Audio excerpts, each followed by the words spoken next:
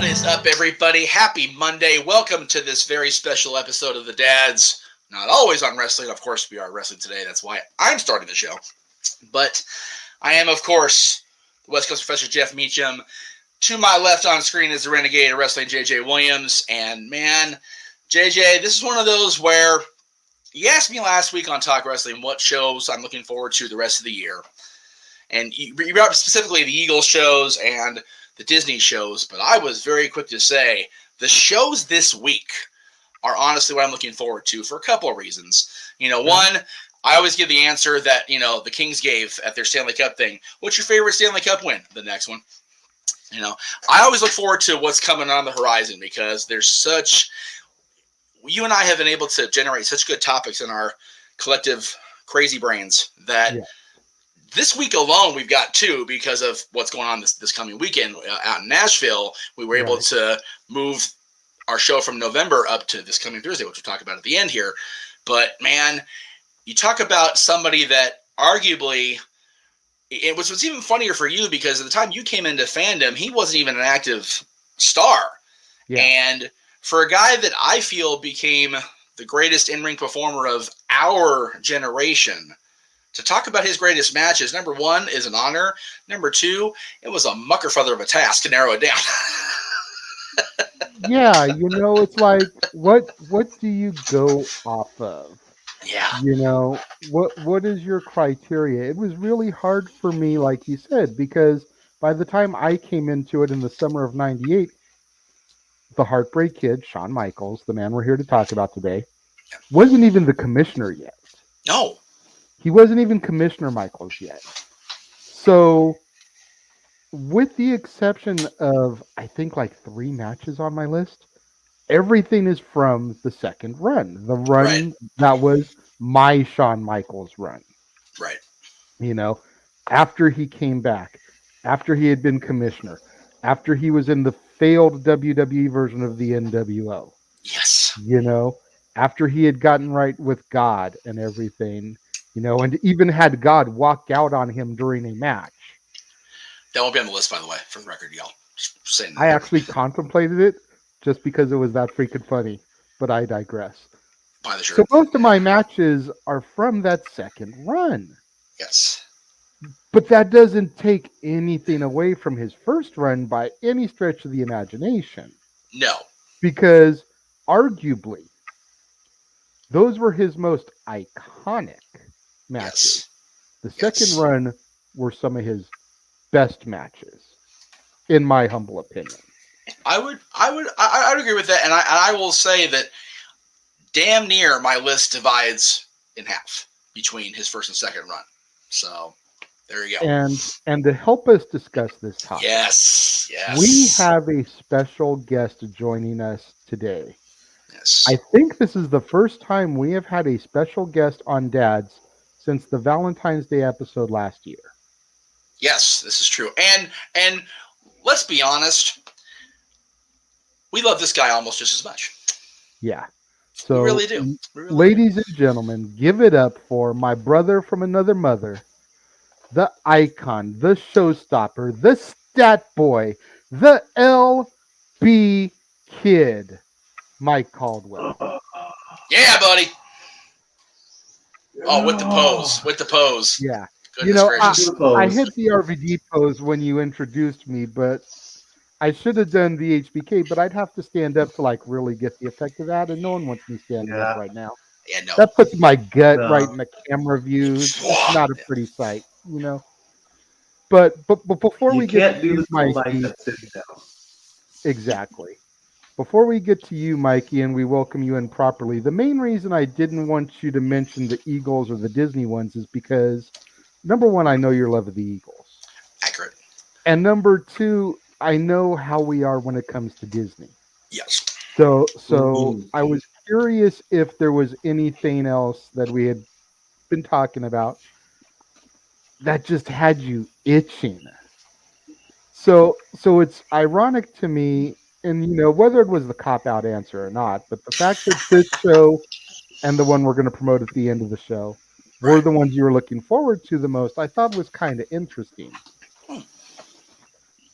But as far as Stat Boy goes, as far as the LB Kid is concerned, dare I say, out of anybody in our circle, if there is a expert, if you will, Wheel. to wax proxy on Michael Sean Hickenbottom, Yes. it is Mike Caldwell down here. Absolutely. Because Absolutely. from day one, HBK has been his favorite. Absolutely. That he Mikey, has.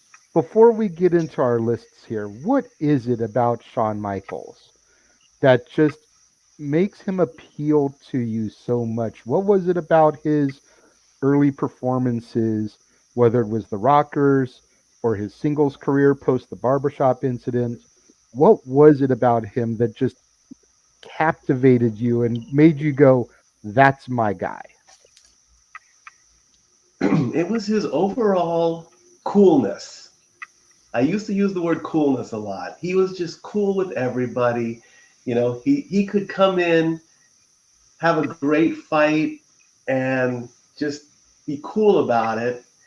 And next thing you know, your teeth are getting stomped down your throat by a super kick right to your chin. You know, the beginning years when he was the arrogant years, I hated him. Who didn't? And then the dirty HBK years with the DX stuff. It was funny, but a little too adult. Then there was the redemption story. Then there was the clean DX, which made it a lot more funny. Let's face it, Triple H was the jokester, and Shawn was the straight guy. But Shawn would still do something stupid like kick a 9-year-old holding a salad bowl while burning up a grill, cooking hot dogs. And let's not Man to boy, forget about him. man to boy. Let's not forget about him kicking Stan either. That's right. Oh yeah, I still watch that and laugh. I kick Stan. Same. I would say from during the DX era. Triple H can't do the computer, but Shawn's doing this. Yeah. I don't think either one of them can turn on the computer, but hey. But yeah, he's I cool, think, he's funny, he's amazing. I think from that second DX run, that's probably one of my favorite things that they did. The whole, you're not controversial. No one thinks you're controversial anymore. I'm not controversial. What's your name? Stan. Crap, I just kicked Stan. And knowing that Shawn Spears is the best part of that whole thing. Like, oh my God. That was some of the best stuff. But in any event, oh Christ. That Boy, welcome officially to an episode of Dad's Not Always on Wrestling. Thank you. It is so cool to have Anytime you I on can be with my brothers, you know how it is. I always say it. I love being on air with my brothers. Family means everything. And let's do this. Let's get started. Let's talk about good old HBK. Good old HBK, huh? All right, everybody's good old now. It used to be just good old JR. Then Aaron hands it to me on a platter. Now everybody's good old. All right, whatever. All right, whatever. So the way we usually do it around here is on the wrestling weeks. I usually go first. Jeff brings it home. Yes, sir. We're going to continue with that trend today. You'll go in the middle. You will be the Mikey in the middle, so to speak. God damn it, Mikey in the middle. If you know, you know, folks. For my list, and like I said in the beginning, majority of my stuff is from the second run. Don't hate me, folks. I'm not saying that there wasn't great stuff in the first run.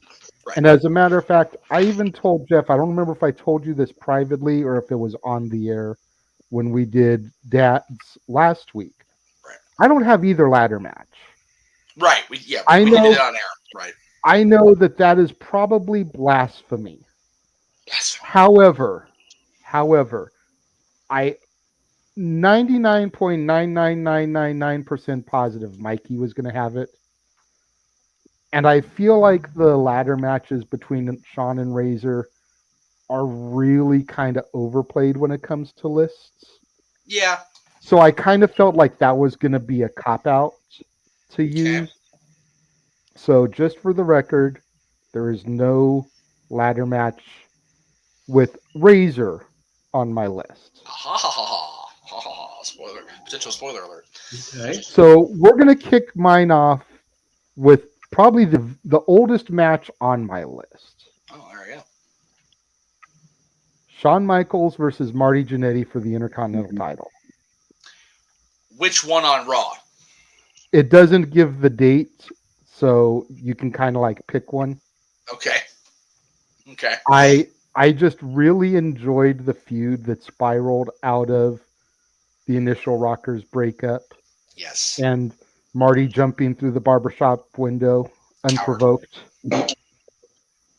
You know, it's kind of like how we always. It's kind of like how we always talk about Randy Orton walking down to the ring at SummerSlam 04, finding the world title in the ring, picking it up, climbing to the top of the turnbuckle, and posing. You know, there was nobody else involved in that match. In those awful peach ass tights. That's right. In those god awful peach tights. Thank you. Nothing else happened during that match. Not a damn. Marty Jannetty and Shawn Michaels walked into the barbershop. Marty Jannetty took one look at Shawn Michaels and then threw himself through the window. But oh my god, the insinuating feud that came out of that was just so good. Yes. And I really enjoyed, you know, whenever you get those partner versus partner matches hot off the breakup, you know those matches are 9 times out of 10 going to be match of the year candidates. They're going to be solid because they have worked together and they know each other's rapport so well that they just don't even have to talk about the match beforehand. They can just go into the ring and boom, boom, boom. Each one knows what the other one is going to do, what they're capable of. And the match is just exciting. Definitely a cool take to start, honestly. And honestly, I wanted to start with that because it leads to my only honorable mention. I'm just going to get it out of the way right now. The Rockers reunion versus La Resistance. Nice. Good stuff. I love it. Marty coming back and showing that he still had it. Yes. That him and Shawn could still work together as that unit to defeat the dastardly La Resistance. Such a good match. You know, it didn't have any business being as good as it was. No. It was very much like when Ricky Steamboat came back for that feud with Jericho. Like, there's no reason Steamboat should have still been that freaking good after that many years, after all the beatdowns and injuries that man had gone through. Yeah. Marty Jannetty has had his fair share of demons. If you followed his career, you know this. There's no reason that he should have been able to come back and be that good still. And he was. To the point where everyone thought that there was going to be a legitimate Rockers reunion. They ended up not going with that. DX reformed instead. So we kind of got, you know, a little bit of what we wanted. But Marty kind of just got the shaft again there in the end. Yes and no. And we're not going to go too far into the weeds here. We're trying to just stick to Shawn. But, you know, Marty kind of gave himself the shaft, as Marty do. But, you know, you can't take away from the awesomeness of hearing that Rockers music again on Raw. And you can't take away from the fact that he had a hell of a match with Angle on SmackDown, which, you know, was part of that whole lead up to WrestleMania and Kurt singing Sexy Kurt, which we don't talk about unless we need a real laugh and need to get the freaking phlegm out of our system to laugh that hard. Because damn, that was good shit, pal. But yeah, Jannetty and Shawn on Raw for the IC title, like you said, take your pick. They were all really good there in the spring and summer '93. Yeah. So my next official one, number 9, is the only ladder match that I do have. Oh. Aha! Jericho versus Shawn for the World Heavyweight title match. Now, this one, I loved the match, but I still think that they didn't need the belt for this program. Yes. You know, I'm not bringing this match up to talk about CM Punk. That's not my issue. That's not what I'm trying to do. But the whole thing about how they got the belt off of Punk because they felt this program needed the world title, I think, is a crock of crap. Oh, yeah. I mean, granted, we wouldn't have been able to have a ladder match between these two because there would have been nothing to hang from the rafters. But other than that, like this feud, and especially the second time around, the WrestleMania 19 feud was okay, Right. but this was way more personal in my opinion. Okay. And so I always enjoyed this feud a little bit better. Threw out on Twitter asking people's feedback of their favorite matches for Shawn. Josh Mansfield actually brought up the WrestleMania 19 one as one of his favorites. Mm. I prefer the second batch of matches. Right. And I just feel like this match and this ladder match doesn't get the respect that the Razor ones do, which is why I wanted to have this instead of those. Makes sense. Number 8 on my list is, I'm not even going to lie, it's there because of the moment that everybody remembers. But goddamn if it wasn't a great match as well. Nice. Shawn versus Shelton Benjamin. I love it. I mean, yeah, everybody remembers the super kick as Shelton was coming off the top rope and he Yes. got caught in the jaw Yeah. because that was on the Raw intro for years. Yeah. That's But why I the remember match it. itself from start to finish was an amazing match, and it really helped make Shelton, during that time when Shelton was trying to define himself post World's Greatest Tag Team, post Team Angle. And Shawn was just that perfect person to help carry him to that next level. Yeah, it's hard to not get great when you're in the ring with Shawn Michaels. It's, it really is. I mean, you're already a collegiate athlete, Yeah. You're already coming out of a tag team down in OVW with Brock Lesnar. I was going to say, you're sparring with Brock Lesnar. Yeah. And then being a part of Team Angle. Yep. And then you go into programs with Triple H and Shawn Michaels. Yeah. No, you're not a made man, kid. Yeah, seriously. He's wrestling in college and teaming in OVW with Brock Lesnar. Let's just give him that right there and of itself. You're made for life because, if nothing else, you've had to learn how to, maneuver and wiggle out of shit. Then you work with Charlie Haas, Kurt Angle, and then you break up and you go into Jericho and Shawn Michaels and Triple H, and all that happened in 04 and 05. It's crazy how he didn't get the world title rocket strapped to his ass right away, and B, he's still going now. Yeah, and guys, somehow he looks younger today than he did then. Pop don't crack. Is that what I said? Right, Truth? Anyway, Mikey, feel free to give your thoughts. Jump in, brother. Come on, jump in. Especially if you don't have some of these on your list. That's kind of the whole point, is to get other feedback from the other people on the show. Yes. Well, right now, those 3 matches are nowhere near my list, and I have to agree with you. Shelton damn near getting kicked out of the ring and halfway up the ramp. It was perfectly timed, and that was one of the moments of that era. If you had a VCR, or even if you know what a VCR is, kids, find one. You would play that tape back over and over again, and you would just watch that on a loop. My brother did it for years. We read out so many videotapes because we would just play back the same thing over and over and over again. If you didn't see Shelton's head go flying halfway up the ramp, you'd think that kick was fake. Legit, like for some of us with the videotape of that match, like that moment was the equivalent of Leonardo DiCaprio getting gunned down in Quick and the Dead, or Jeff Meacham in a copy of Pinocchio. Like, it just got watched that much. Yep. But I digress. By the shirt. So number 7 is an emotional one. Ruh-roh.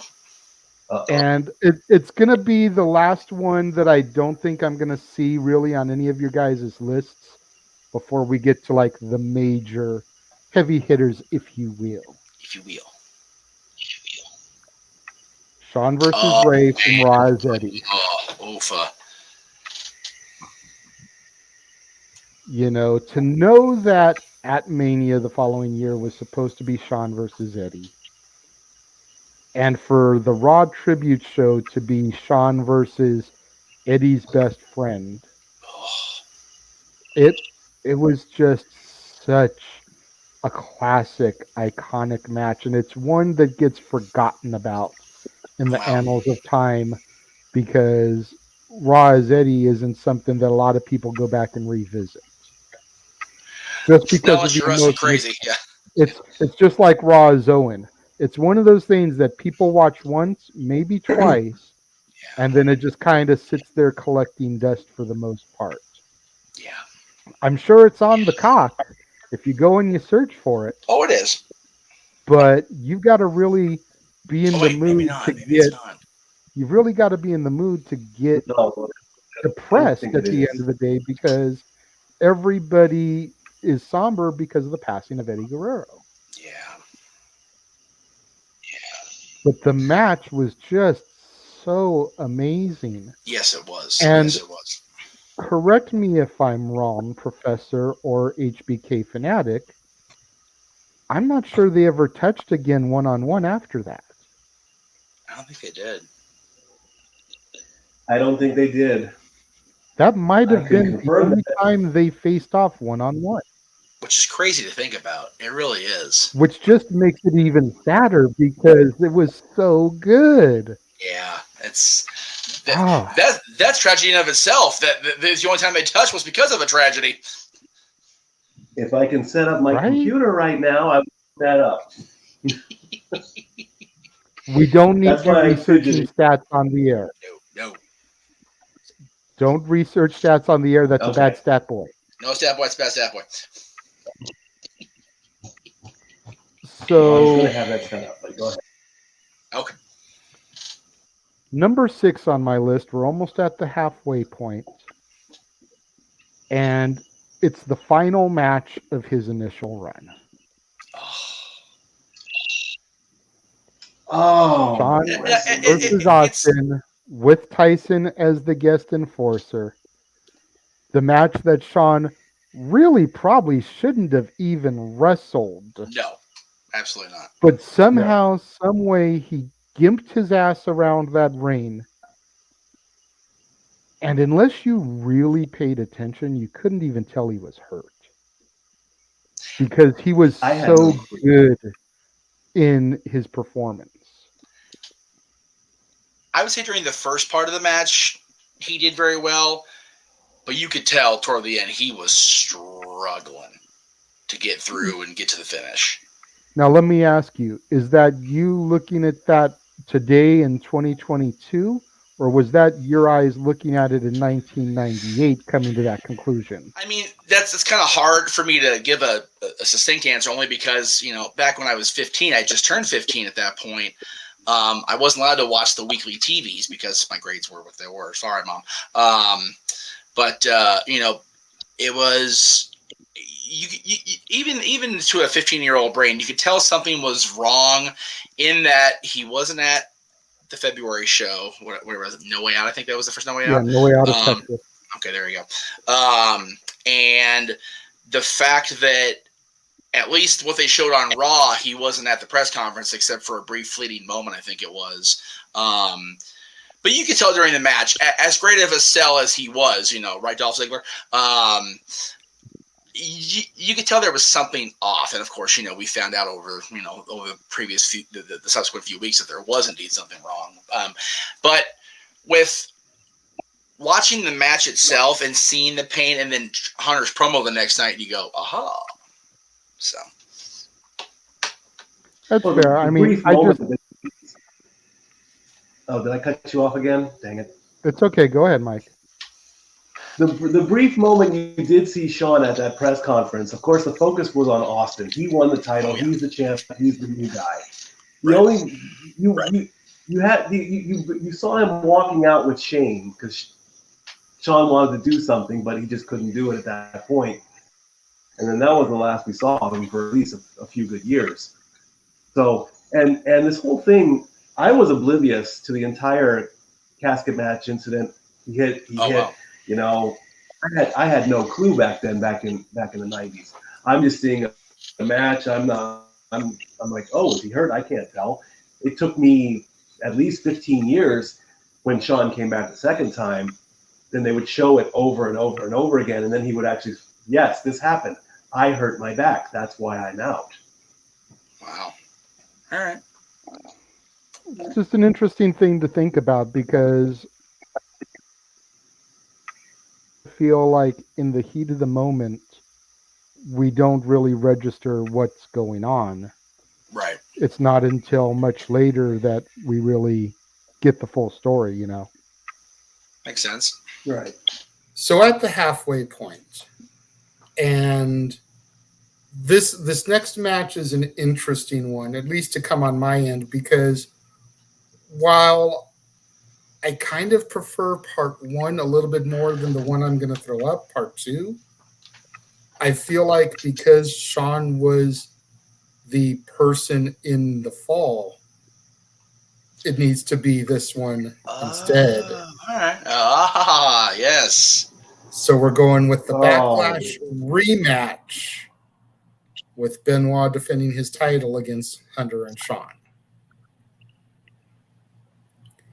WrestleMania 20 had been such a phenomenal match and encounter, but that ended with Benoit beating Triple H for the belt. Very true. Which was the way to book it. You beat the champion. Oh, yeah, definitely. Backlash comes around, and Benoit gets the victory over HBK. In Canada. Yeah. With the sharpshooter. Because let's just beat that dead horse already into the ground, even though it's already glue at this point, right? Jesus. You know, I mean, it's one of those, it is what it is situations, but I feel like this match was just as good as part one. Mm-hmm. You know, was it better than? That's questionable, because we all know I have an affinity for WrestleMania 20 top to bottom. Oh, yeah, absolutely. But it was definitely as good as its predecessor. But I felt that because Shawn was the man that tapped, I had to go with this one for the HBK list. I digs it. That's cool. Moving right along. Moving right along. We're gonna go back to WrestleMania. Oh. The year after the original encounter that we just spoke of. Ah, yes. The only WrestleMania I have attended. Yes. Angle versus HBK.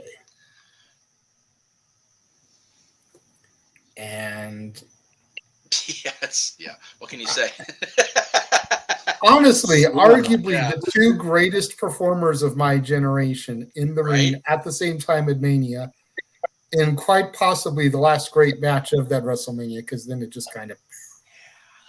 Well, no. There is no quite possibly, because what preceded it was the women's championship match, which was what that was.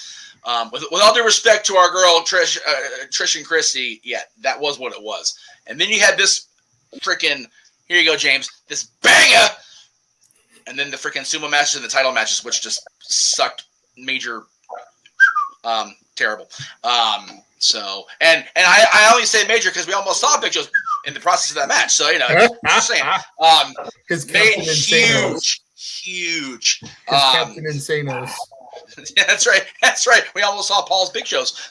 Anyway, Lordy, we're just going off way into the weeds on that one.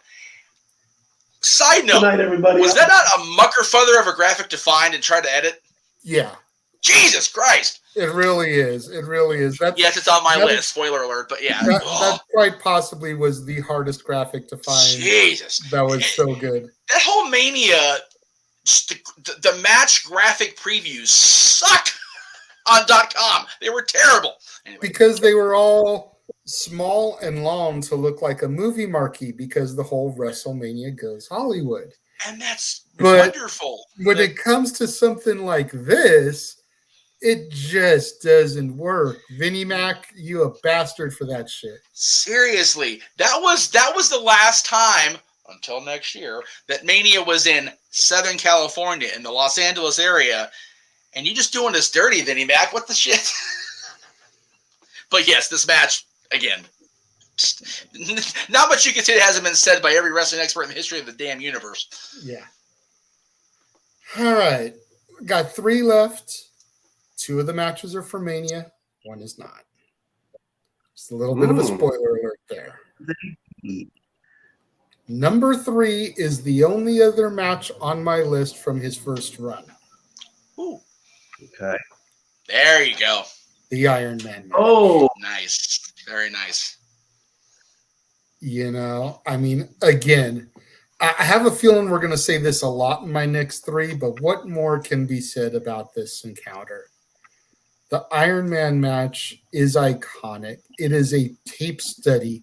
If you want to be a professional wrestler, I highly recommend watching this match, start to finish, at least once a week for like the first month, because there is so much good going down in this match that it is, and you figure they go the entire 60 without a fall. Yeah. And they are able to keep the crowd captivated and on the edge of their seat, wondering who's going to get it. I'm going to make a bold statement here, but if they tried to put that match out today, brand new, fans would shit all over it. Well, that's why when they did the subsequent Iron Man matches, you notice there's not been a no-fall Iron Man match since in WWE history. No. Because the fans post-new generation just don't have the attention span. And I'm myself in there, for the record. You know, the fans post 96, 97 just would not have sat there and tolerated it. And that's a mark against the fans, not against the workers or the product. Yeah, and we want to talk about tragedies earlier on. Like, holy hell, is that not a tragedy? Because there's some amazing performers out there in this generation. Yep. That I would love to see put on that kind of a banner match. Right. Not banners and mash. Banner match. That sounds good. But never had that. The fans just won't go for it. And that's and again, when you think about the subsequent Iron Man matches, because that was the first one that was advertised, like this is our first ever Iron Man match. Of course, Brett and Owen had a freaking whole summer of what they called marathon matches in '94, but nobody talks about that because they were on house shows. I was there for one of them. But again, you know, it's not like the subsequent ones were bad by any means. No, it's just, you know, trying to sustain. I think if WWE had a little more faith in their audience as well, yes, the audience might shit on it, but I think that's WWE's perception that the fans would shit on it and not giving them the benefit of the doubt, because WWE hasn't given us reason to have us be given the benefit of the doubt. So it's very much a give and take of why we haven't had a classic no-fall Iron Man match since 1996.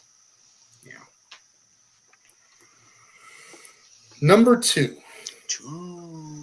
is the only one of these 3 to not come from WrestleMania. Oh. It comes from the pay-per-view that'll be coming up this coming Saturday on the Cock. Ah, yes. Yes. There you go. Ah. Non-sanctioned Triple H Shawn Michaels from SummerSlam. That's why that freaking thing wouldn't type right. I tried typing unsanctioned. My computer's going, nope, not a word. It is to a word. But it wouldn't let me do it. You know, this was HBK's comeback party. Yep. And the whole unsanctioned, non-sanctioned was a way to cover their ass because of his injury. Yep. But I think it also was a way to cover their ass just in case Shawn couldn't go like he wanted to go. Yep. Like if that match had gone over like a fart in church, there would have been no Shawn Michaels second run. No. It would have just ended right there. Yep.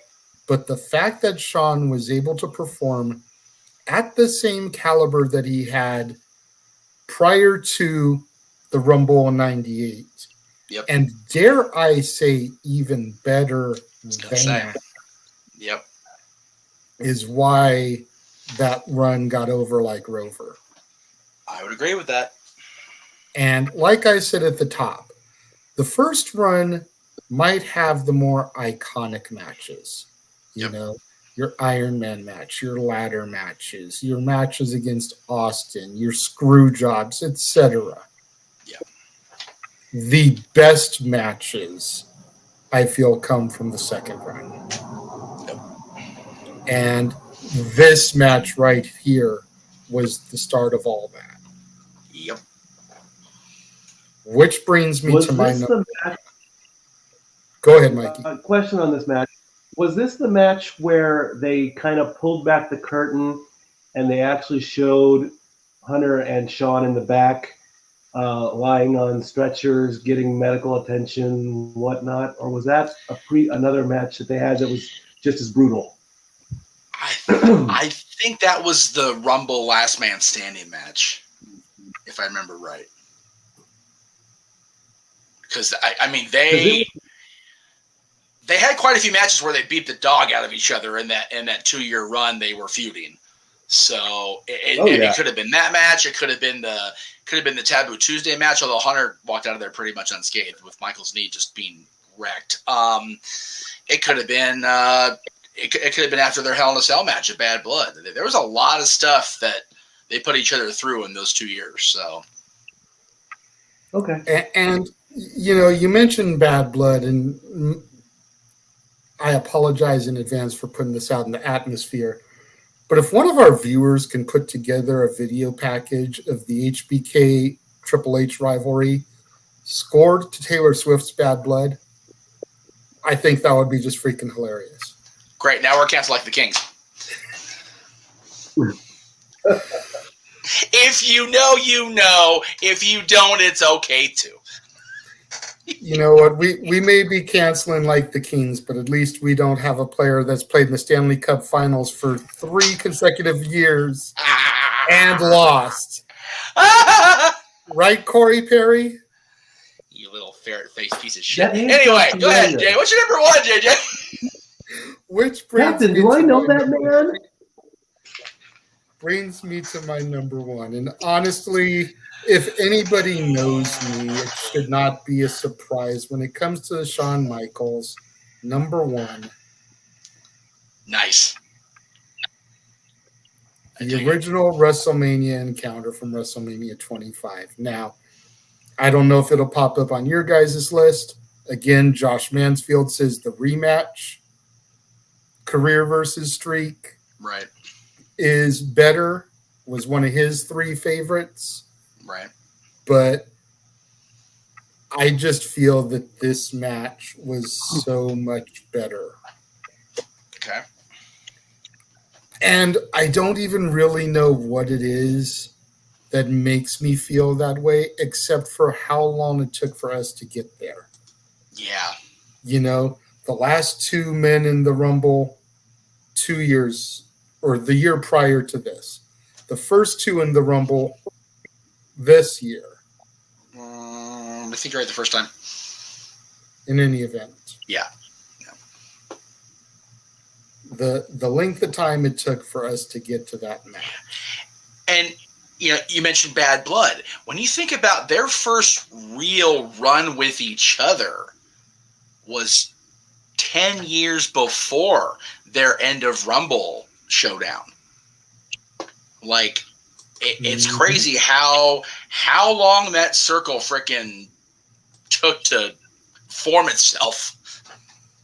Yes. And including the 2 matches with Hunter after the matches with Shawn. I mean, that was a, you know, it was billed as the end of an era. God, it took an era to get there. 13 friggin' years. Right? Saying. No, I'm sorry. There we go. Yeah. 15 years, whatever. Close enough. So there we go. There is stuff. my top 10 Shawn Michaels. Good match. I dig it. Before we get to Mikey's list, since we're going to go ahead and have the opportunity to edit this in post because we're pre-taping this. Spoiler alert, kids. Let's go ahead and make sure we get JJ's plug in for August because JJ has a birthday in August. So with that, Renegade's reviews this month, along with other things on the Casa D-18 Studios, will be centered around JJ and August. But let's take a look at that video as we get ready for the 8th month of the year. God, this year's going fast.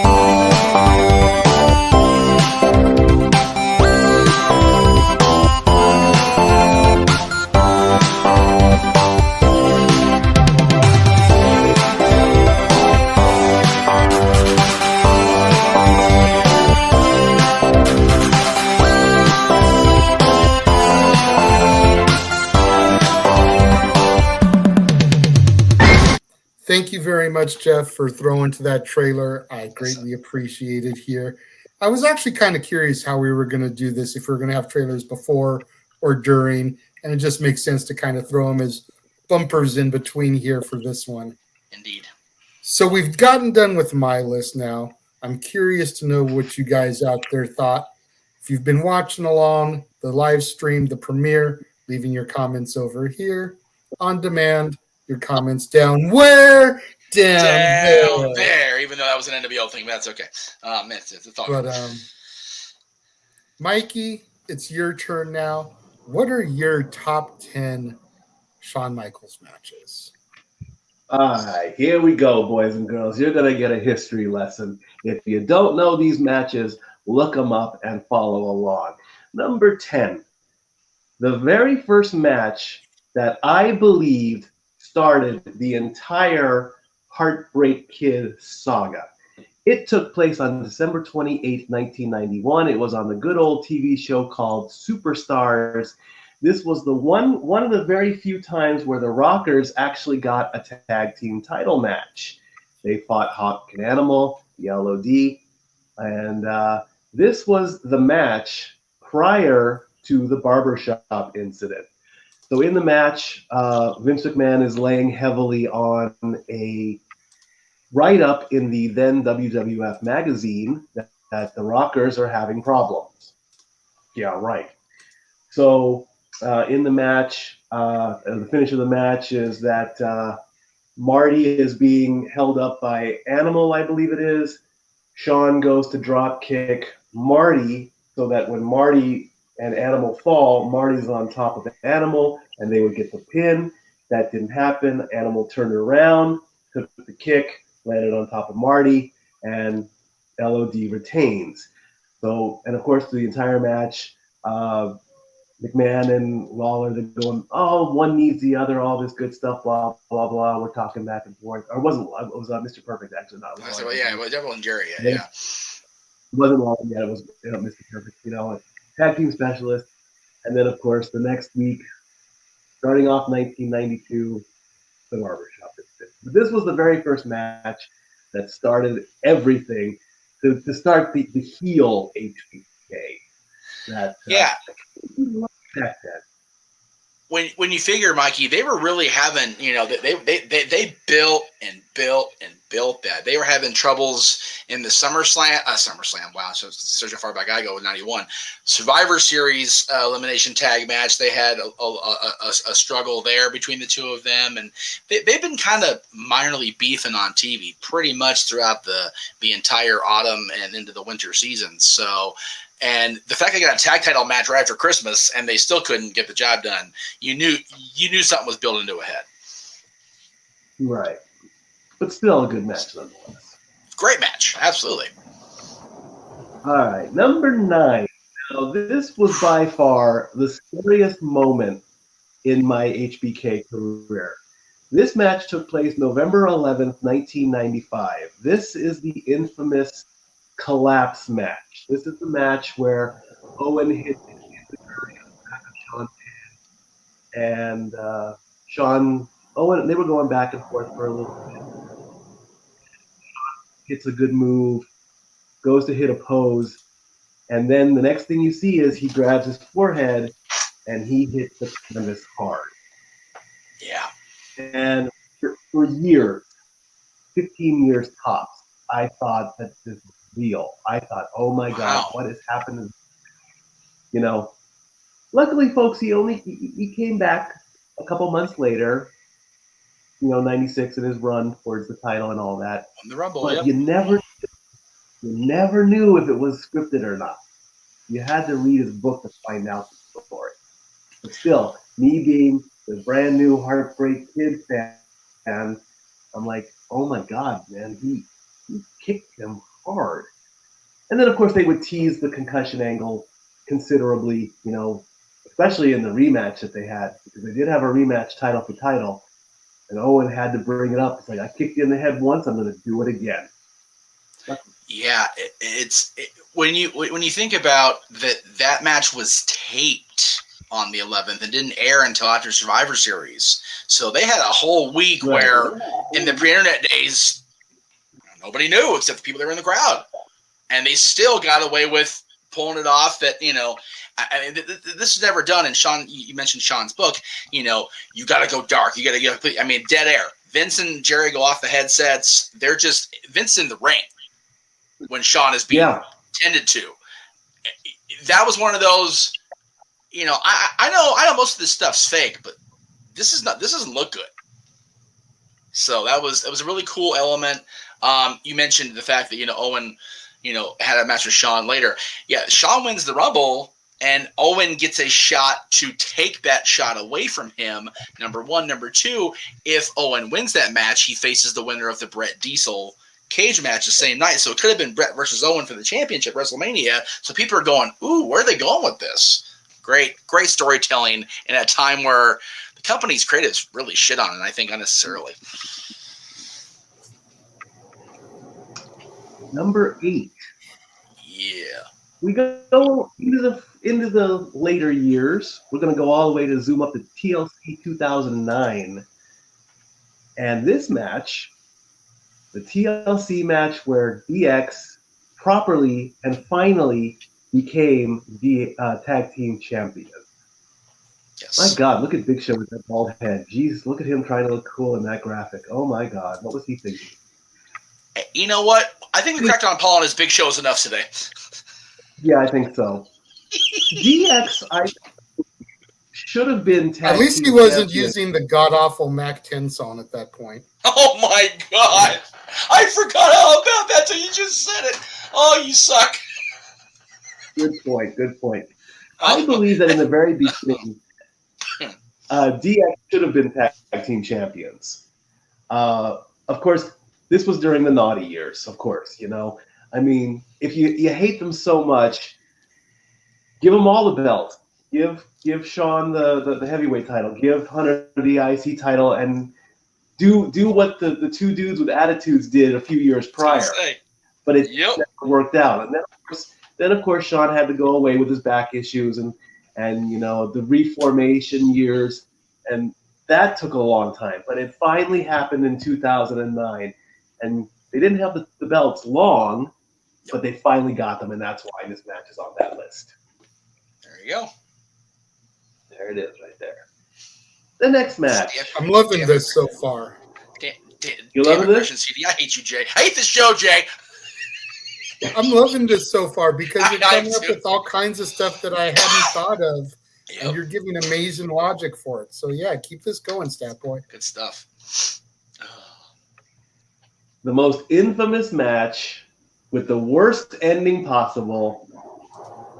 November 1997, The Screwjob. The focus was all about Bret, but Shawn made this match, he was put in a sticky situation, okay? Yes, Bret had just as much as this as Shawn did. We know this. But Shawn still made the match work, and of course, the after stories, I've got nothing to do with this. My hands are tied. Did you have anything to do with that? No, my conscience is clear on this. And I saw that. I think I saw that before or after I saw the whole Confidential story when Shawn admitted. I mean, if you're sitting there and you're watching Confidential and you see Shawn admit, was I part of it? Yes. I almost took my remote control and threw it at the screen. I'm like, you bastard, how could you do that? Then I learned the redemption story. Then I'm like that. But then, you get the backstage stuff and all that. Overall, the finish could have been better, but Vince had all other plans. Shawn learning how to reverse the sharpshooter could have been a good finish. And had Bret could have tapped out, but he didn't want to lose Shawn in Montreal. But I was contemplating big time to make this match higher on the list, but because of all the controversy and stuff, I said no, it's fine right where it is. I'm gonna say something here, and it might be a hot take, maybe not. Jeff, maybe me and you have discussed this on the air before, but I honestly feel like if you take the finish out of this match, which of course is the whole controversy, the screw job, right? This is a phenomenal match. Oh yeah, that I don't think gets talked about enough from a match standpoint because everyone's focused on the screw job finish. Right. It's definitely a hell of a fight before they get in the ring. And that's where the majority of it took place was that, not even in the ring. It was all over the friggin' place. So I definitely agree that the match as a whole does not get near talked about enough, and it should, quite frankly. At least not for the positive aspects. Yeah, that's a thing. It doesn't get near enough the love because there's so much bad with it. Yeah, because of what happened to Bret. It's very much like the Mania 20 match. Yeah. These days it doesn't get talked about as much because of who the victor was and what happened with that tragedy. Yeah, it's a shame. But it's a phenomenal match that needs to be looked at and examined and talked about. I would agree. This match, from a match standpoint, doesn't get talked about enough for the positives within said match. It only gets talked about because of the negative finish. Yeah, the last 2 minutes of the pay-per-view. And I still, to this day, I don't care how long it's been, agree with what Bret said, that He could have dropped the belt the next night on Raw, which, considering they were still losing the war at that point, would have popped a hell of a rating to see Bret Hart get beat on Raw. And considering the fact that they did a freaking forfeit angle with the IC title the very next month with Austin and Rock, could have done a forfeit, could have done any number of things instead of doing Bret how dirty they did him. Yeah. You're absolutely right. They just, and it's funny that Mikey brings up Confidential. He didn't even admit to his own culpability at that point. You got to remember that, Mikey. He, yes, I knew. How I knew is because I was told. It's like, no, Muckerfather, you were on the phone call. Hunter's the one that, suggested pulling the trigger. Jerry Briscoe's the one that actually pulled the damn trigger. But, you were up in that witch's brew as much as anybody there, Heartbreak Kid. So let's just make sure we're being completely Christian about this and redeemed and not completely bullshit the audience like you did for another how many more years before we actually talked about that? Yeah. So if we're gonna call a spade, we might as well make sure that thing is good and pointy. So that's my 2 cents on the screw job. Yeah. I seriously contemplated having that one too. Yeah. But again, much like the ladder matches, I wanted to go with Iron Man and go with something a little bit more positive. Yes. As opposed to the negative. But I was praying to God someone brought up the screw job. Thank you, Stat Boy. Continue. Good job, brother. Next match was we briefly talked about it during Jay's list. He said the best match was at WrestleMania 25. I'm going the year after. I'm saying the second match was a little bit better, career versus streak. Now, I will admit, when I was watching this match as it happened live, I was just not getting into it because I'm thinking as much as I loved HBK, there was no way the streak was going to break. I was more focused on, okay, this is it for Shawn. He's done. And it was the one moment before the pinfall, Taker is begging. He's saying, Shawn, stay down. And Shawn's like, in a clean way, saying, not going to happen. And the moment that I perked up, we were sitting in Mama's house watching this match, and the infamous slap happened. And Taker's eyes just bugged out in the back of his head. He picked him up, he tombstoned him. I'm like, what the hell were you thinking? You don't hit the head of the snake. You don't go after. You don't attack the fangs. And then, of course, 1, 2, 3, and it's finally over. And I'm just sitting there back in my corner, like, damn, that was a good match. But why did you have to slap him? So I know one moment doesn't really make a match, but that's why I slightly give the edge to WrestleMania 26 as opposed to WrestleMania 25. You don't tug on Superman's cape. You don't spit into the wind, and you don't slap the Undertaker. At WrestleMania. Or ever, really, but definitely not WrestleMania. And I also think that's the one question I regretted not asking Shawn when I met him. I'm like, what? Why did you slap Taker? Why? Well, considering it was a cow call, we were going about 95 miles an hour through that line. It would have been kind of a bitch to pull off a question like that. So, exactly. Excellent match. I love that match. All right. We are halfway. Good stuff so far. Number 5, a first. The first Elimination Chamber match. Oh, Jesus. We're going to talk about Shawn in those shit brown tights. And that god-awful goofy haircut. Yeah. Well, we got the peach tights of Randy Orton in, so we got to get the shit brown Shawn tights. So, all right. So for the record, anybody pay attention at home still, this is pre-edit, so it may or may not make it. We've talked about shit tights, we've talked about Paul's big shows, and we've talked about Randy Orton and those god-awful tight peach tights. Way too visceral around the area of where we're talking about for this show. Just talking about that. The Heartbreak and his kids. Anyway, good grief.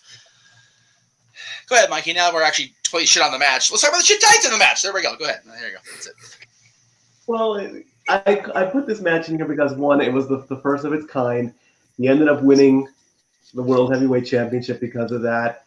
His first official with the big gold belt. And of course, that's your big gold belt that I took the picture with. I had to throw that in there. So there it is. There's the belt. Look at that. Look at that big smile. You know. Also around this time, I believe I wasn't certain, but he wore the Philippians 4:13 shirt at some point at this time. One of the greatest Bible verses I believe.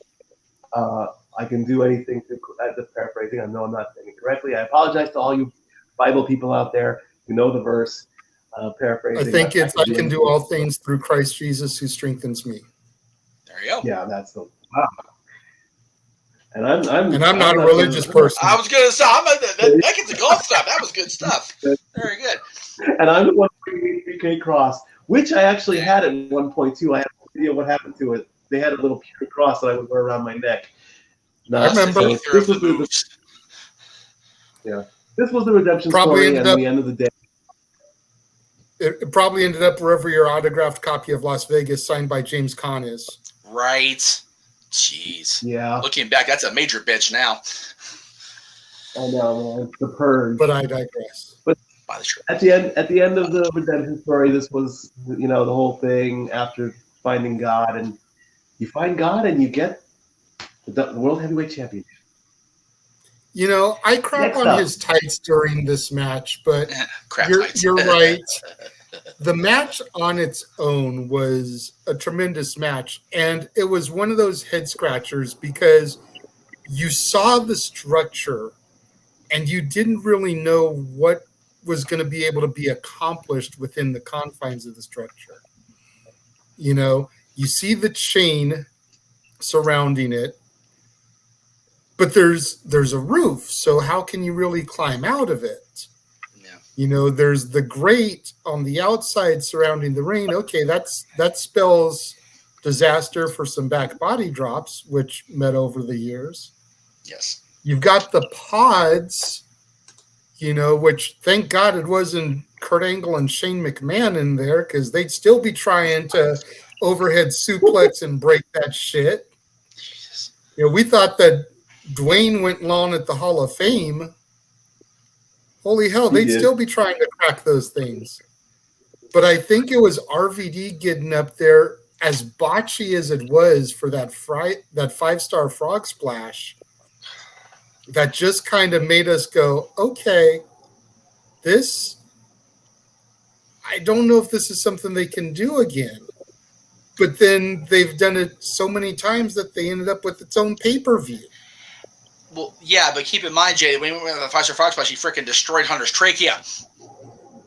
So, it's not exactly a bad thing, depending on where you're looking at it.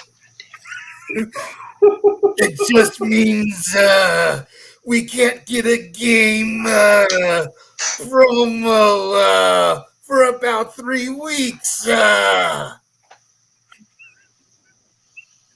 it. Wow. I love it. You got a line, but you're not wrong. Anyway. Yeah. And that's around the time when he had Flair with him anywhere, so it's not like Nate couldn't have cut the promos for Hunter.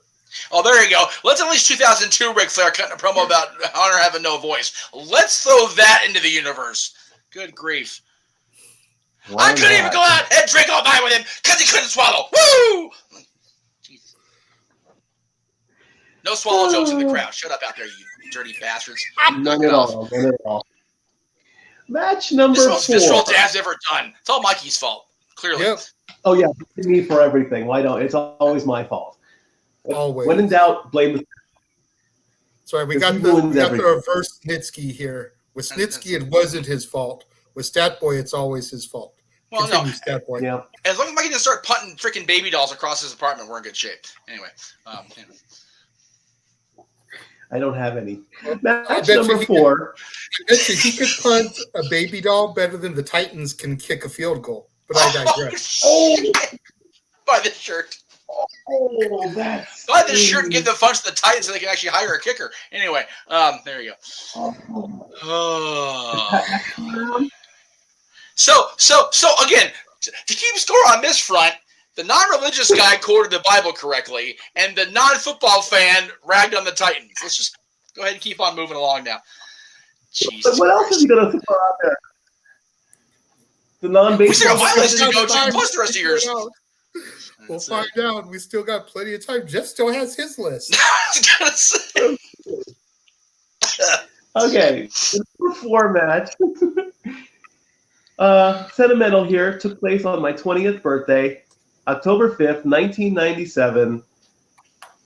Bad Blood, Hell in a Cell, the very first concept of Hell in a Cell. I picked this match also because of the build-up. This was the whole thing, you know, I'm not afraid of the dark, I'm not afraid of the boogeyman. And, of course, Taker gave us the excellent line, you better give your soul to the Lord because the rest of your scrawny ass belongs to me.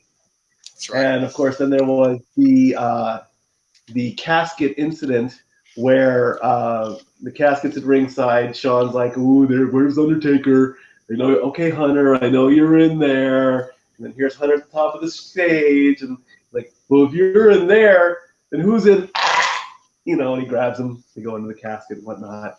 And, of course, you know, you can't forget about good old Mayor Jacobs making his debut at this pay-per-view. And let's face it, guys, if that didn't happen, Shawn would not have won this match. So he owes his entire match thank you to one Glenn Jacobs, a.k.a. Kane. Because, let's face it, Kane comes in, Shawn gets the pin and all that good stuff, wins Hell in a Cell, retains the title, goes on, whatever. But it was just another first that had to go into this top 10 match because, you know, we already have the first Elimination Chamber. Why not? We got the first win with the World Heavyweight Championship. Why not first Hell in a Cell? It's funny. People forget the part about the fact that the Hell in a Cell match was also a #1 contenders match for Survivor Series. Yeah. That as advertised. So, you know, Kane not only did what he did to his brother, but he also cost him a shot at the championship. Because Taker had just lost the title to Brett at SummerSlam thanks to Shawn Michaels. Yeah, so yep. The circle is complete. All right. We're now in the top 3. This match, and what I've been doing basically is I've just been throwing out the matches that go with the moments because every match has a story. Absolutely. The July 4th edition of Monday Night Raw in 2005 featured this match, Hogan teaming up with HBK to face Carlito and Kurt Angle. Now, it's not really the match that I'm going with on this, but it's the moment after, which made me yell out at the top of my lungs at the Casa D-18 household, what the f*** are you thinking? Shawn turns on Hogan out of the blue. This is another thing you don't do in wrestling. You don't go after Hulk Hogan, not especially in this year. If you think the genie dropping his jaw in Aladdin was big, mine it hit the floor, went down the stairs, and went all the way out to Bellflower Boulevard. That's how far my jaw went out there. I was a wreck that day. I'm like, what is my hero doing? Going after the second best hero that I believed in? I was always a Shawn guy first. I wasn't a Hogan guy until later. And I'm like, if he wasn't going to end his career then, Hogan was going to do it. Now, of course, I could have easily picked the match afterwards at SummerSlam, but that match was so corny because Shawn's flopping around like a dead fish after every punch. You know? I mean, I get that you're supposed to sell the move, but you're not supposed to oversell it to the point where The Rock is like, dude, I did that 10 years ago. Well, you've got to keep in mind from Shawn's perspective, the reason he oversold was because he really should have won that match. There was nothing to gain from Hogan winning. Hogan should have had no problem putting Michaels over. You know, active competitor going over the legend. You know, Rocky had been able to go over Hogan. There's no reason Shawn shouldn't have been able to go over there. And when you figure that Shawn was the one basically carrying the angle, let alone the match, It's a wonder he didn't break his back again at SummerSlam, carrying Hogan's dead ass weight the whole time. Real talk. I think part of the reason you got so wrapped up in that storyline, though, and the heel kick, and I apologize in advance if this gets you a little emotional, but it was your boy turning on Blaine's boy. And Blaine had been gone for a number of years at that point. That's right. And that was your best friend before I really came into the picture. That's right. Your boy turned on Blaine's boy. Yep. So I think that's part of what made that angle such a wreck for you in the first place.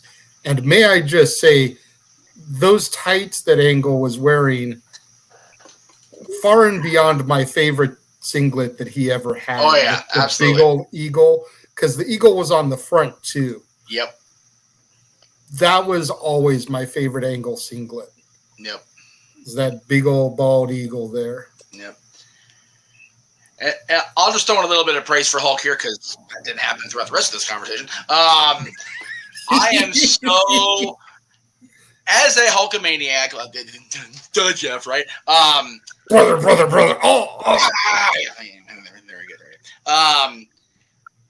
I wish he'd gone to the long pants sooner than he did in WCW because I always liked the long pants look with the tie-dye, be it the black and white with the lightning bolts or the red and yellow tie-dye. I thought the freaking once he went off, the gas and wasn't, a 330-pound balloon, I just thought the pants looked classier. That's fair. For me. All right, anyway.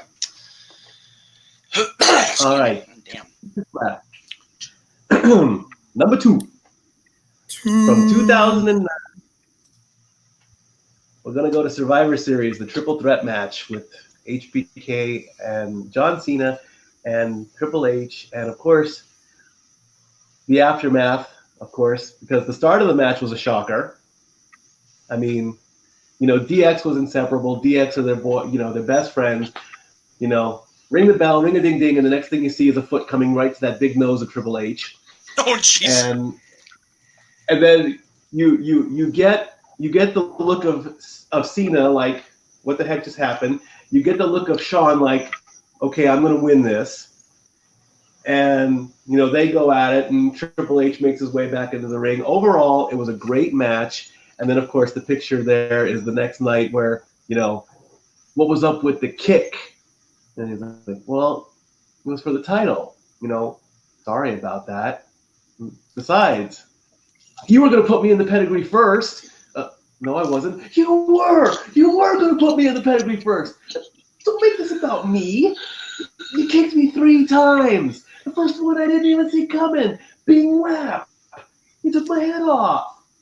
Well, I got that whole little lazy eye thing going. Oh my God, I forgot about that part. And then of course, so that match is always the one I go all to. That one is like just a little bit below I just kick Stan, because go ahead, explain yourself, Shawn. What were you thinking about there? And he kicked him 3 times. 3 times. He couldn't land the kick just right. He wanted to kick Cena. Cena probably said in the back, no, you're not kicking me. It's not going to happen. Oh so God. Triple H had to go, fine, we'll take 3 kicks. People gloss over the later DX moments way too much because that's especially Shawn. Because Shawn was so just the biggest prick in the history of the universe during the first DX run. He went out of his way to be a complete friggin' goober when they got back together. Like, he did that with purpose and intent, and it was great. People gloss over the second run of the Hunter Shawn DX because of the PG era. I know. DX was not supposed to be PG. DX was everything that was anti-PG. But that was what made it great. Let's just not forget the speech there at the presidential podium. Right. Between the hours of We will not use the words. yeah.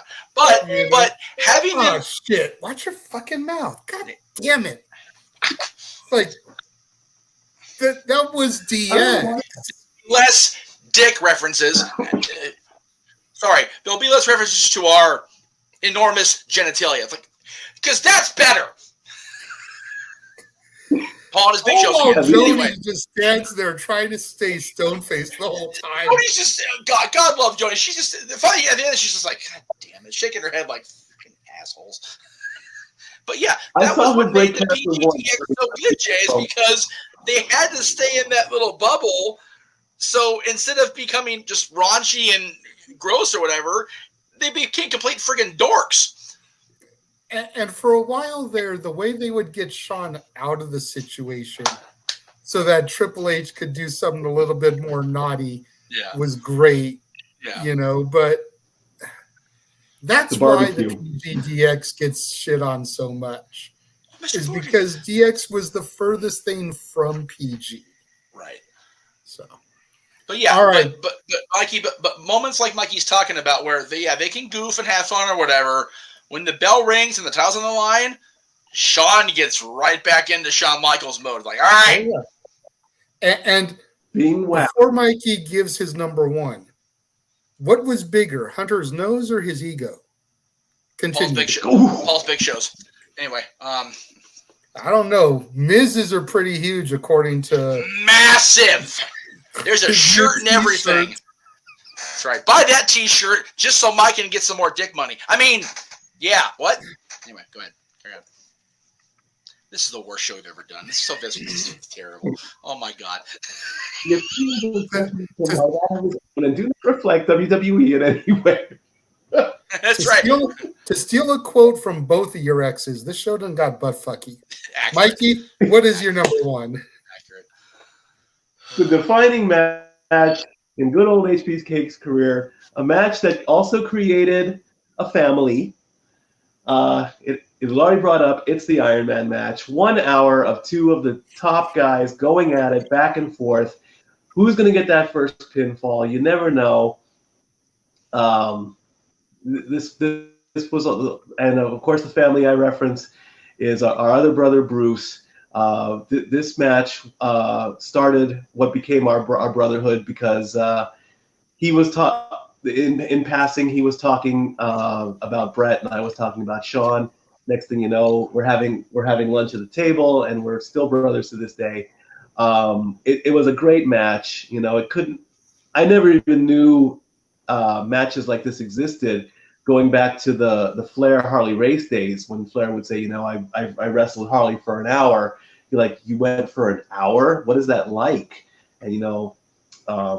In fact, I even had a video copy of this match, and I was watching it back a second time in high school.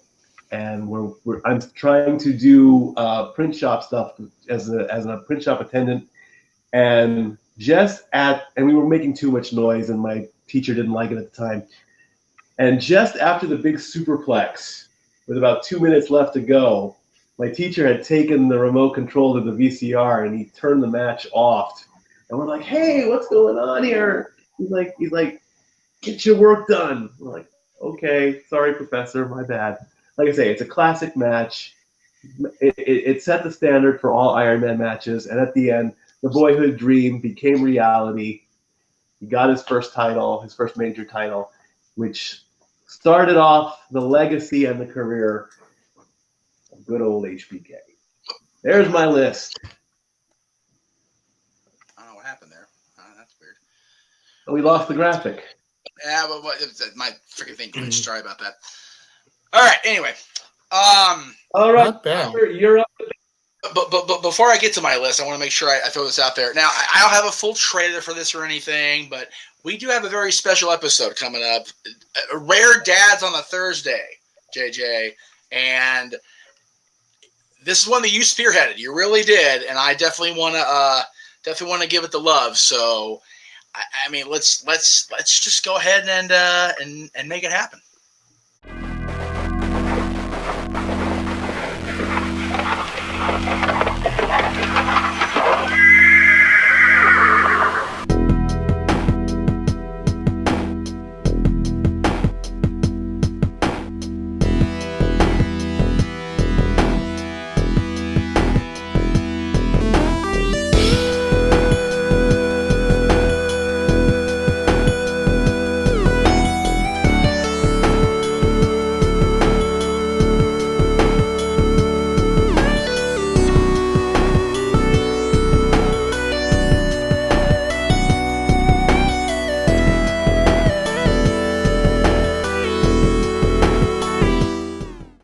So there you have it.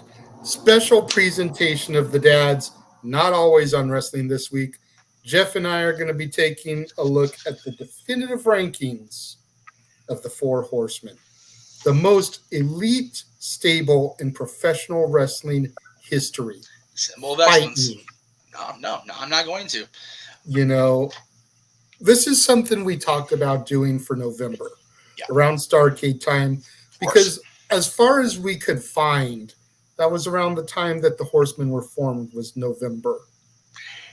And so it's when they first really started acknowledging themselves as the Horsemen, right? Yeah. So we wanted to try and do something around that time, but then the Ric Flair final match thing came up, and you've got all the content this weekend going into that, you know, the roast of Ric Flair, the final match, the star cast, the Horseman panel. Of course, you've got SummerSlam over on WWE's end, but then you got the Horseman panel, like you said. So it's like, it just made sense to do it while it's topical.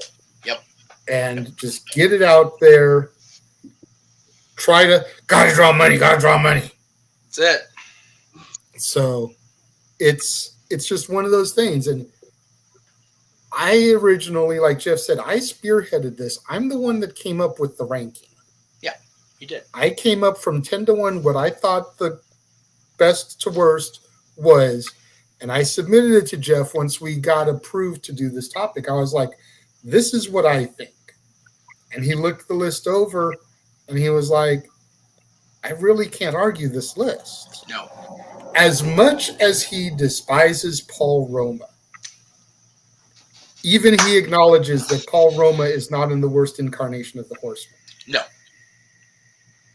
But he's Sid Vicious, who backstage tried to stab Arn Anderson, is not in the worst incarnation of the Horseman. This Horseman cry makes me sick. JEFF, JARRETT, the man who to this day, Arn and Rick both acknowledge was never a Horseman, even though Arn took his hand and raised it in the air, acknowledging him as one in the ring, is not in the worst incarnation of the Horseman. God, who can it be at this point? What is the worst incarnation of the Horseman? You're going to have to tune in Thursday after the No DQ review and find out. And we will be live, 100% live. Woo! Oh, yeah. That's it. So you have heard my top 10 HBK matches. Yes. You have heard Stat Boy's top 10 HBK matches, and there have been a couple that were the same. Yes.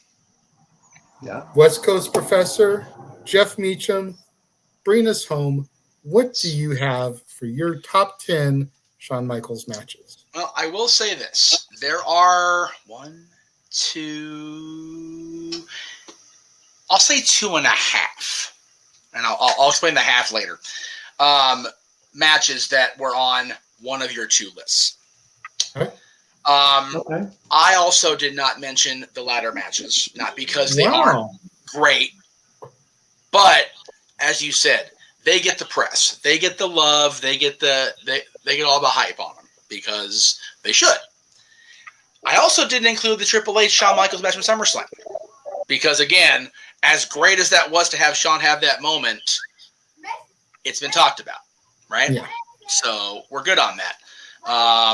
So I went with stuff that, you know, I felt were great matches, got great ratings from people that, you know, tend to live in NorCal, and, you know, some people actually enjoy that person's opinion, but the matches he rated, you know, are pretty spot on the Shawn Michaels front. So I kind of went with that and kind of just, okay, remembering what I didn't remember, I went back and watched because the Peacock is the thing, and as is the YouTube stuff. So there you go. It was easy to take the Mikey approach and actually get a visual muscle memory on that and remember how good these were. So this is what I came up with. May God help me.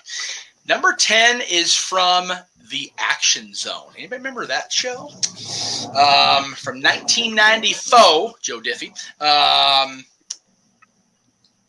The original Shawn and Diesel as tag team champions versus Razor Ramon and the 1-2-3 Kid. This is from September of 94. So Wow. this is Click versus Click. This is when Shawn and Diesel were still heel Shawn and Diesel before Shawn had super kicked Kevin just one too many times for Kevin's liking. And they had a hell of a match on a freaking random episode of the Action Zone. But it was the first time that I recall that the acknowledged members of the Clique, because Hunter wasn't even in the company yet, if you recall. He was still Jean-Paul Levesque in WCW. So this is the first time that I recall TV-wise that the members of the Clique were all together in the ring for a match. Interesting. That was kind of cool, and the match itself was good. They're actually talking about that match on, I think, Twitter a couple weeks ago. Of course, you know, it was brought up by X-Pac. I think Kevin talked about it on his podcast recently too. By the way, Click This it needs to get more press. I think I'm not exactly a fan of the anchor guy Oliver, but I think it's John Oliver, whatever his name is. But Kevin's always been a great storyteller, and he's got that dry humor, so can't recommend his podcast enough. But yeah, it's one of those you forget about it because it was on the random Sunday show. Nobody freaking remembers that existed anyway.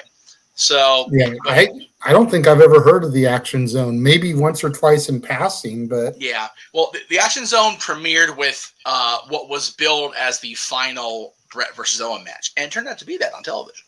So that show has some hidden gems along the way. Should be on the network. I don't know why it's not, or Peacock, or wherever the hell you live.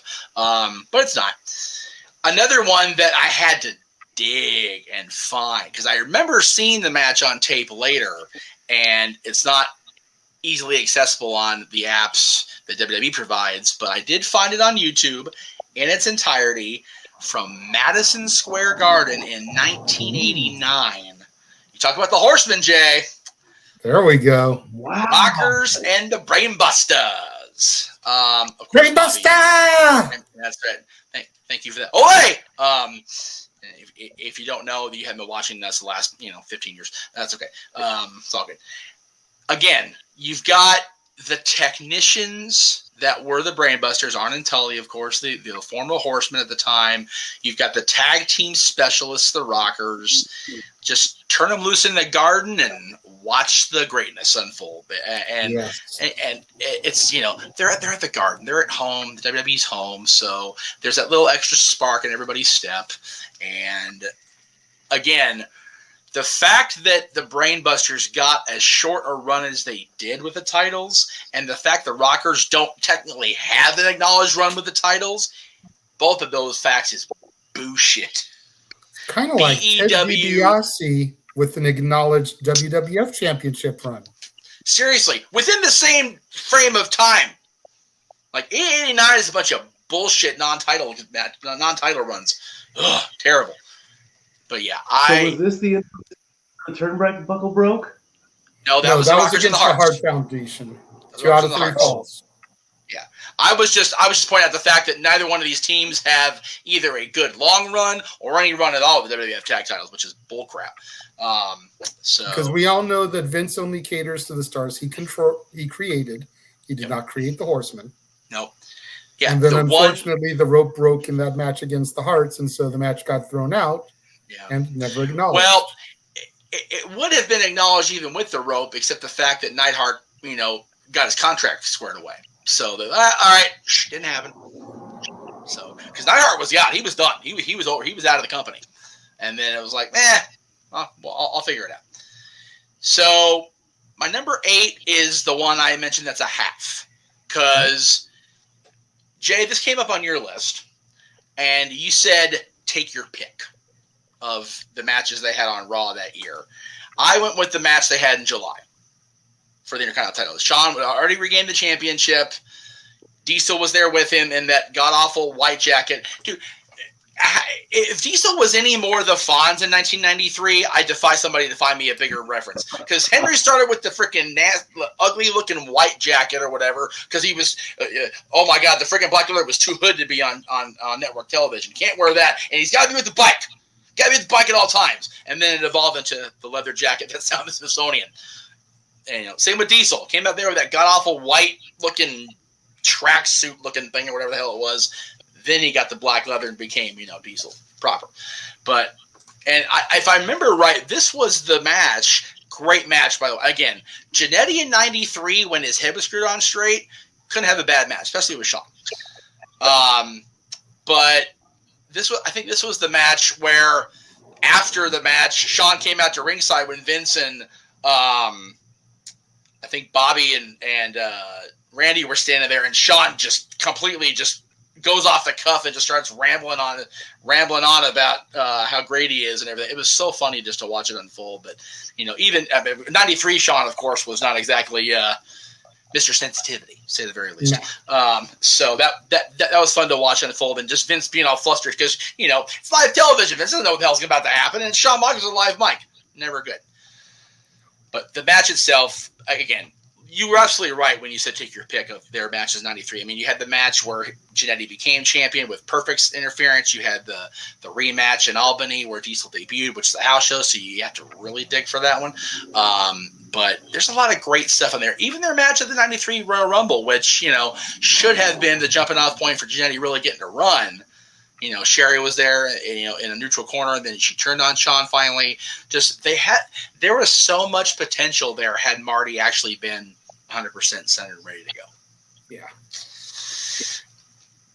Number 7 is one of those where Jannetty was 100% ready to go, as was Shawn, as were their opponents at the 1991 Royal Rumble. The Orient Express. And yes, that's not Sato and Tanaka. That's Kato and Tanaka, a.k.a. Paul Diamond and Pat Tanaka, Bad Company from the AWA, which they had a little bit of history with the AWA with the Midnight Rockers. Just a little bit. Just a smidge. Just a smidge. Again, these two teams could have a bad match in the AWA, in the WWF, anywhere they went. And the fact that they got a showcase on a Big Four, and unless you were in the know, you didn't know it was Paul Diamond under the mask as Kato. You thought just another gentleman from the Orient that was teaming with Pat Tanaka, but not Paul Diamond. But yeah, looking back at the time, great tag team match for fresh fan, good old JM. I mean, I'm 3 months into my fandom at this point. Great friggin' match. And then you go back and realize, holy shit, that was Midnight Rockers and Bad Company in the WWF. Like, oh my God. Like, it's even better when you think about it. We now go into everything else from this point on is a Shawn solo career stuff. Okay. Now, granted, Shawn was already Intercontinental Champion by the time he was tag team champions with Diesel, but this one, you guys both mentioned the Iron Man match. Can't say as I blame you, because one of the greatest things ever. But people, even now, for some reason, sleep on the follow-up against Diesel at In Your House, Good Friends, Better Enemies. And I know who does sleep on this match is Mad Dog Vachon, because his leg was involved in the finish of the match. So, yeah. Damn it. We've had ball jokes and shit jokes, and now we're having prosthetic legs. This is the most visceral dads in the history of the last 10 years. Anyway, good lordy. Mad Dog Vachon, who was being Zach Gallen before there was a Zach Gallen. That's right. Mad Dog Vachon, who was one-legged then. Anyway, just go ahead and keep on moving on. But yeah, I digress. Just, you know what? JeffMeachamNetwork.com, the merch section, just buy all the shirts. It's whatever. God, we're plugging everything. Buy the shirt. Actually, I take that back. That's the spring store. ProWrestlingTees.com. Jeff Meacham Network is where you find the current stuff. Yeah, Shawn and Kevin, as good as people, agreeably say that their match at WrestleMania the previous year was very good. Just the finish was what it was because of Sid and the referee and whatever. But man, these two, Kevin knowing that he was on his way out and that it was going to be his last pay-per-view main event, and he's in there with his buddy. These two guys just went in there and tore the house down, as they should have, as they knew they could. And I just love this match. I finally got back. Greg gave me massive shit for not having watched it up until I think last year, because this was during the point where I wasn't watching wrestling on the regular because of my terrible grades. So having watched that within the last year, it is damn good. And you often wonder, even now, with this match being what it was, and Kevin telling Vince McMahon, just match the money and I'll stay. I don't want to go to WCW. Just what could have been in '96. Granted, no NWO if that's the case, which sucks. But imagine what more of a run Diesel could have had, and then hell, if Shawn continues the path and he gets screwed out of the title the way he does by Sid, imagine the dude's attitudes getting hooked up together as heels again and bitter critter over the way Shawn was jobbed. Man, just good stuff there that could have been. Continuing on in 1996, toward the in the latter half of the year, a match that does get the praise it deserves. I dare say it should even get more, because it really showed that as much of a pretty boy as Shawn was, as much of a white meat babyface as he was trying not to be, despite the offices doing just that to him, he went into Philadelphia with Mick Foley and went, all right, you want to see hardcore? I'll show you hardcore. And these two guys, and Percy's elongated face for no particular reason in that shot, just had a unbelievable championship match where, when you think about the work rate of Shawn Michaels, especially at the time when Nick was in WCW. So if you think about the fact that Shawn's trying to regain his toughness, his Heartbreak Kid, his show-stopping main event guy status after being, baby-faced the hell out for most of that year. And you've got Mankind, who, other than the stuff with The Undertaker, really hadn't had a chance to shine with anybody else on the roster yet. Mm-hmm. They went into what could have been a potential powder keg in ECW's backyard with the ECW contingent at ringside for a good chunk of that show. Let's not forget that. Yeah. And Foley having to go out there and turn the crowd against him by shitting on them because he knew they were going to chant for Cactus, because I was their boy. Great story, great match. Yeah, it was schmozzy at the end, but you have to. You can't have Foley lose cleanly yet, and you can't have Foley just dominate your champion when that's not your plan. So you end it schmozzy, but the stuff in between, chef's kiss for that. I honestly think that was Shawn's best match of his run after he won the title. Interesting. In '96. An interesting take. That was his best championship defense on either TV or pay-per-view that year. I can agree to that. I would think that this was probably the first table spot he ever took. Yeah, and when you figure that he took the spot and frickin' Foley went through it damn near head first because he's Mick and he's crazy and we love you for that, Mick. And I don't remember if Jose stayed out there or not with Shawn. He wasn't in their mat graphics. I don't remember. It's been a while since I watched it, but man, it just, all the elements are there. You got Undertaker in the casket afterwards. You got, Percy down there doing pallbearer things. Just great stuff all around. Number 4 is one of the, I said it was 2.5. This is one of the full ones. I believe it was on Mikey's list. No, I'm sorry. It was also on JJ's list. I take that back. The ladder match that doesn't get enough love. You're absolutely right, Jay. It does not get enough love, even though we all agree it did not need the World Championship in here. Have it be, shoot, as hard as Chris hit Rebecca, have it be for the piece of Rebecca's teeth that was up there. Put that in the briefcase. Right. Something. Yeah, he smacked the shit out of her. SummerSlam. And she took it like a champ. Yes, she did. Nitro girl this, Bischoff. Shit. God bless Rebecca. Having the chance to meet Shawn and, having Rebecca be kind of around for different events, she has, you can easily see why Shawn had no choice internally but to become a better person because of her, because she's just an absolute doll. I love her to pieces. But yeah, the ladder match at No Mercy, again, No Mercy kind of gets these matches you don't really expect to, get thrown at you on a pay-per-view. It's like, God, that's good stuff. So, and No Mercy, no exception. Now, granted, again, the whole thing with Punk and losing the title and that wasn't necessary, which I do still agree with to this day. But when you get something like this out of a controversial situation, all out, I'm okay with it. Is what it is, folks. It's a great contest between, again, two of the greatest to do it in our fandom, our time watching the business. Yeah. All right, number 3 kind of ties into your list, Jay, but only because you mentioned that the successor match made your list while the original made mine. Okay. I think Shawn's performance, as cool of a Easter egg as it was to have Shawn lose the fall in Edmonton to the sharpshooter with Benoit, was cool.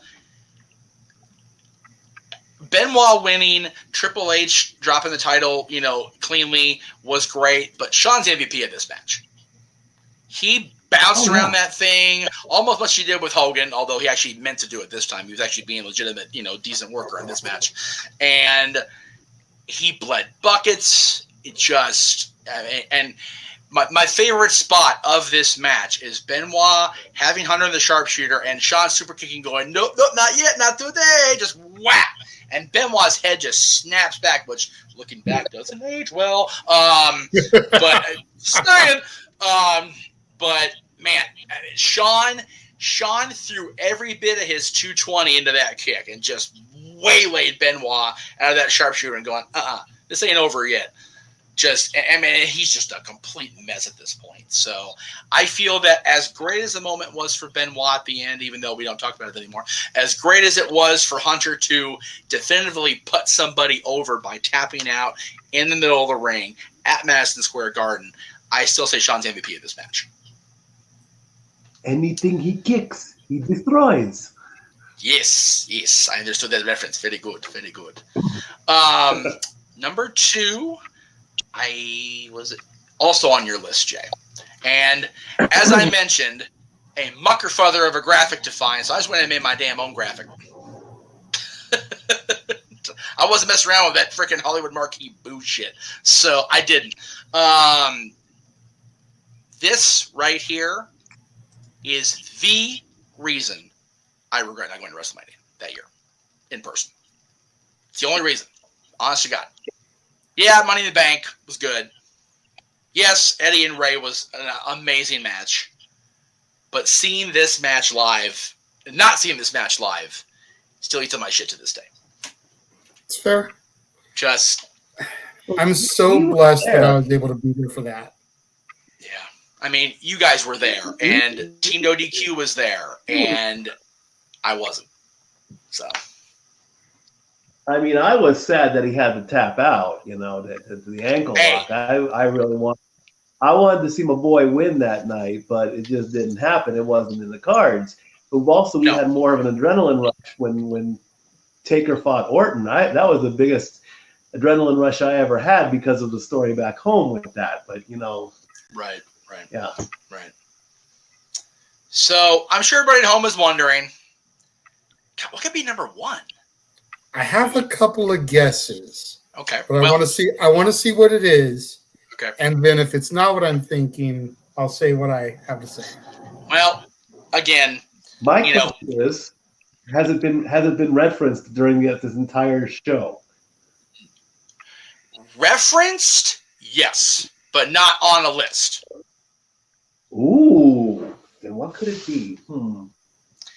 It's one of those, you guys both, were part of my number 2. JJ had it on his list. I was in the crowd from my number 1. Oh, no.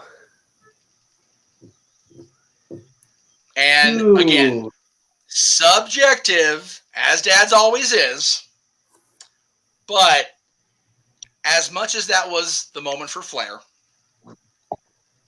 again, Flair says it himself to this day that Shawn carried him to the greatest retirement of all time. And those 5 words that just wreck everybody's shit to this day. Yeah. Every time we watch it, every time we reference it, I'm tearing up now thinking about it with a tear in my eye. I'm sorry. I love you. Oh, God Almighty!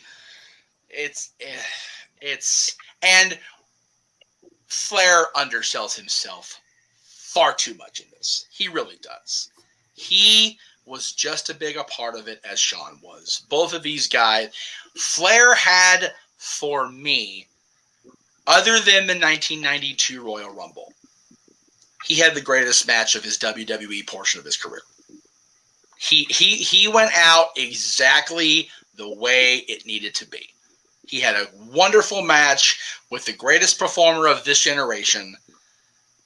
And again, still a little bit upset that it's not going to be the last one after all. Of course I am. Because my dad and I were there for this, and it's special, right? But for me, that's Shawn's greatest match because of how much it meant, still means for the most part, to history. Yeah, I figured it was going to come down to 2 for you. That was one of them. The other was WrestleMania against John. Right. Or the Raw rematch, either one. Right. Honorable mentions, by the way. Knowing your affinity for the man we cannot see. Yes, definitely. I figured it was going to come down to one of those. Yeah. Yep. And what better way to wrap up the lists than to talk about the career-ending match? And here we are going into this weekend, and what hopefully will actually this time be his final match. Yeah. And again, we're going to get complete with Jeff's memories from Mania. Yeah. Flair going in the Hall of Fame the night before, and then that match. Yeah. It's, again, 5:05 Eastern, 2:05 Pacific. I'm going to need Jay to have a freaking case of Kleenex just right there by me because it's going to be a mess. Without a doubt. Without question. 100%. That's going to be an interesting one. Anyway, I've been looking at your advertisement for that, thinking, it should be 135, just to keep playing on the whole 5 kick. Right. Well, but it's one of those things. It's like, how much do we want to ride this dead horse? Yeah. Dead horse. Ha ha ha. Good plug. Good transition. Fuck it. We'll do it now. Why not? Okay. Woo! There you go. Okay. Yeah. Again, we talked about it on the break, but like I said, the shows this week I'm looking forward to the most. I mean, granted, we got great stuff coming up next week with Ask the Dads and the Eagles show and the SummerSlam title matches. But like this week is one of, it's probably the most star-studded pair of lists we've done in a minute. Yeah, between this one, the Shawn Michaels list, yep, and the Horseman list. Yep. Just going to be nuts. But before we get to that, if you didn't check it out prior to this show going live, make sure you go back to the Casa D-18 Studios channel. Check out my review of Fantasia 2000, the last week of movies from inside of the Disney vault. It'll be a whole nother year until I get back to the Disney animated films. Yes. The final week of it. So we got Fantasia 2000 went live today. Tomorrow, of course, the flagship show here on the Jeff Meacham Network. After this. But anyway, yeah. Talk wrestling, of course. Oh. Yes. Talk wrestling. Again, I'm still kind of verklempt about the anniversary show because that was so much fun. So, gonna get good shit. But yeah, then the day after that, you continue on in your final stretch of Disney. Yes, the Tigger movie. Normal time, 3 Pacific, 6 Eastern. Yes, sir. After that will be the Greg Cherry Show. As we do. Yes. Thursday. Yes. Again. Following the No DQ review, which I haven't, as of this filming, I have not spoken to the boss man. But I'm hoping I can be on the review that day and just go straight from the review into the Horseman show. Because you're glutton for punishment and want to tire yourself out before you go to the weekend. There you go, You know what? I try to get onto the reviews prior to the pay-per-views that I'm going to do commentary for. Of course. Because I want to put over the goddamn content here on the Jeff Meacham Network. Which is appreciated. Damn it. Damn it. So, yeah.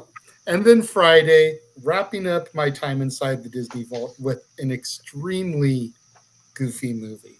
Yes, again at 3 o'clock. Yes. As you do. Then Saturday. Yes. New release Saturday, The Gray Man, starring Ryan Gosling, Chris Evans, directed by the Russo brothers. That's a lineup right there in and of itself. Right? That's why I picked it. It was like Gosling and Evans, directed by the guys that saved the Captain American franchise. Right. Yes, please. Yes, please. Yep. And Crazy. then SummerSlam. Woo-hoo. Pre-show beginning at 3:30 Pacific, 6:30 Eastern. Yes. Play-by-play beginning at 5 Pacific, 8 Eastern. Featuring myself and Noah Foster doing the play-by-play and the color. James Hebert joining us for what will be his final WWE PLE. Yes. If you want to know more about that, then you can ask him about it during the chats. Immediately following SummerSlam, of course, open mic night. And then Sunday, another episode of The War Zone. Yes, and of course, we talked about earlier. Woo! I do have one more plug in there for the two of you, anyway. Okay. Hey, there it is. August 9th, Tuesday, 7 p.m. Myself and Dory Lou get to come back into our establishment of Staff Boy Sports Bar with all the updated NFL news, all the stuff that's going on in baseball, all the stuff in wrestling, NHL coming up in October. We're gonna show off we're gonna do a lot of things. We're gonna have the football pick'em come back. Don't forget, Dory is the defending champion. So everyone in the pick'em contest, don't sleep on Dory Lou, because she will just take that notepad and say, your picks suck, my picks are better. Not much has been happening in the world of sports. We just got done with the All-Star break. Big whoop there. Last week, yep, that's it. Yep.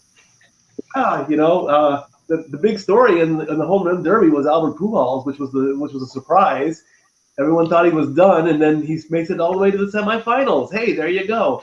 But we will be back, and we can't wait. We only got about a week and a half to go, I believe. And don't forget, Mikey, the Staff Boy Sports Bar will be live exclusively on Tuesdays on the Casa D-18 Studios with a replay on my network on Thursday. So JJ is going to be. Yes. I'll still be producing the show. I'll still be the man at the button, but JJ will be getting that Tuesday content on his channel coming up beginning August 9th, because, man, it's one of those, the Casa coming full circle, where Mikey's establishment returns home where it really belongs, on the Casa D-18 Studios. So it's going to be, and like you said, just over a week to go for that. So that'll be cool, because you're getting into NFL, camp starting, and it's going to be a great month before you get into kickoff.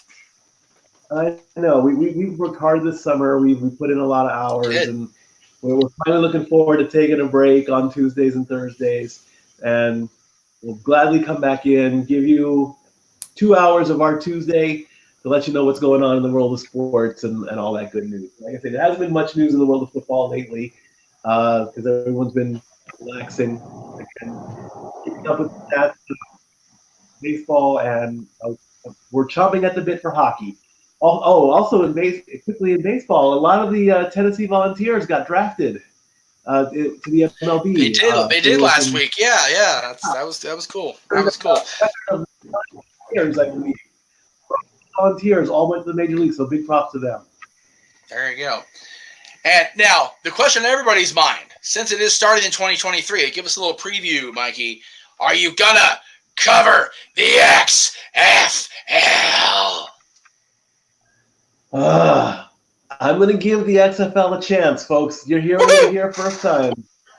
I'll give it a shot. We'll see where it goes. If it starts to get corny and boring, then I'll cut the cord on it like it's been happening the last 3 times. Oh. But, so here's my personal message to Dwayne. Make the XFL good so we can talk about it. That's right. We can't make that be Bruno and not talk about it. No, you can't love Bruno. Although Renegade's rules you can. So there you go. Rule number 4, we talk about Bruno. Rule number 4. Oh, yeah. Again, everything's about 4s. Synergy. Thursday night, brother. There you go. Looking forward to it. JJ, it's Dads. Take us home, brother. So we hope that you guys have enjoyed this presentation, the top 10 HBK matches for our special guest, the Stat Boy, the LB Kid, Mike Caldwell. For the West Coast Professor, Jeff Meacham. I am the Renegade JJ Williams. Thank you for watching us, and we will see you guys next time.